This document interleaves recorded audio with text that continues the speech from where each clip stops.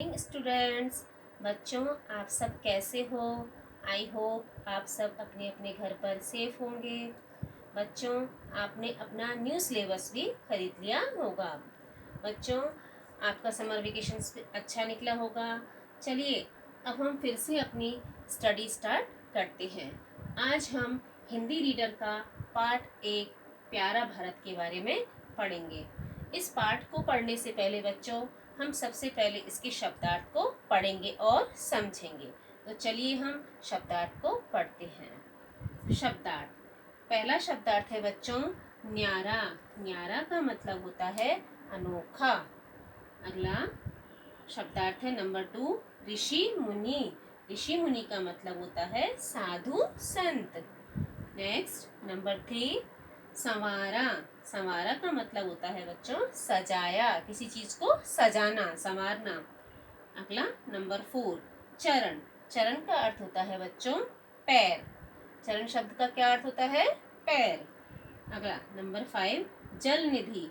जल निधि किसको बोलते हैं हम? समुद्र को, सागर को हम जल निधि भी बोलते हैं। नेक्स्ट शब्द है बच्चों मनुज। मनुज शब्द का क्या अर्थ होता है? मनुष्य। अगला 7 शशि। शशि शब्द का क्या अर्थ होता है बच्चों? चांद। नेक्स्ट 8 उजियारा। उजियारा का मतलब होता है बच्चों प्रकाश। अगला है नंबर 9 शत्रु। शत्रु का अर्थ होता है दुश्मन।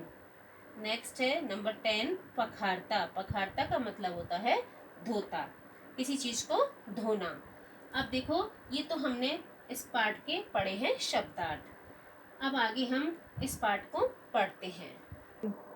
बच्चों, प्यारा भारत कविता को पढ़ने से पहले मैं ये बताना चाहती हूँ कि इस कविता में कवि सत्यनारायण लाल क्या बताना चाह रहे हैं, वह इस कविता में हमें क्या संदेश दे रहे हैं। कवि प्रस्तुत कविता में कवि बता रहे हैं कि हमारा जो भारत है, हमारा जो प्यारा भारत है, वह बहुत सुंदर है। उसकी प्राकृतिक सुंदरता अनोखी है। इसमें हमारे परंपरा के बारे में, रीति रिवाजों के बारे में, संस्कृति के बारे में, इसकी सुंदरता के बारे में इन्होंने बताया है। और इस कविता में कवि ये भी बता रहे हैं कि हमारा भारत देश इतना महान है कि ऋषि मुनि देवता सब यहाँ जन्म लेने के लिए आतुर रहते हैं। चलिए इस कविता को अब हम पढ़ते हैं। पाठ 1 प्यारा भारत। देश हमारा भारत प्यारा, सब देशों से न्यारा है। इसको ऋषि मुनियों ने मिलकर अपने हाथ संवारा है। इसकी सेवा में बहती गंगा यमुना की धारा है। इसके चरणों को पखारता जल निधि हिंद हमारा है।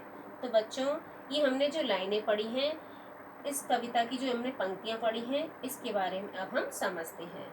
प्यारा भारत कविता के कवि सत्यनारायण लाल जी हमें बता रहे हैं कि हमारा जो ये भारत, प्यारा भारत देश है, ये कैसा है?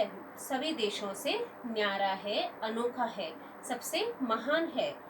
इसको ऋषि मुनियों ने मिलकर अपने हाथ संवारा है। कवि कह रहे हैं कि हमारे भारत को, हमारे प्यारे भारत देश को ऋषि मुनियों ने खुद अपने हाथों से इसको सजाया है। ऋषि मुनियों का मतलब है बच्चों यहाँ पर साधु संतों ने। साधु संतों ने मिलकर इसको अपने हाथ से सजाया है, संवारा है। इसकी सेवा में बहती गंगा यमुना की धारा है। कवि कह रहे हैं कि हमारे प्यारे भारत देश की सेवा में कौन सी नदियां बह रही हैं? गंगा यमुना जैसी पवित्र नदियां बह रही हैं। इसका मतलब है बच्चों, हमारे भारत देश में हमेशा गंगा यमुना जैसी पवित्र नदियां बहती रहती हैं, अर्थात वह हमारी हमेशा मदद करने के लिए तैयार रहती हैं।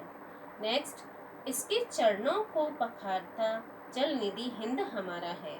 कवि यहाँ बता रहे हैं कि इसके चरणों को, इसके चरणों, चरणों का मतलब है पैर, चरण का मतलब पैर, चरणों पैरों को, इसके चरणों को, हमारे भारत देश के चरणों को, पैरों को पखारता कौन धोता है?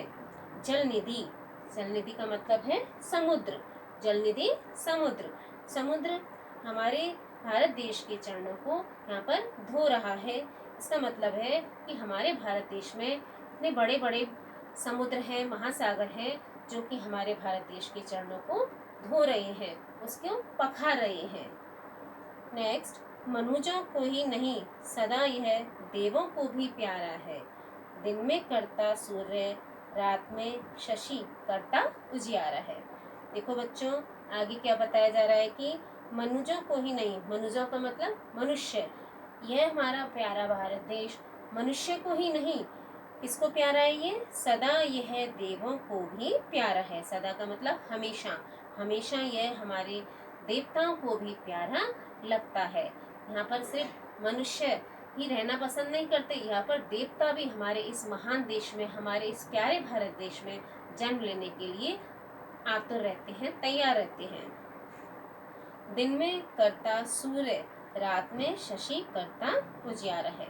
देखो बच्चों, हमारे इस प्यारे भारत देश में दिन में कौन उजियारा करता है? सूर्य।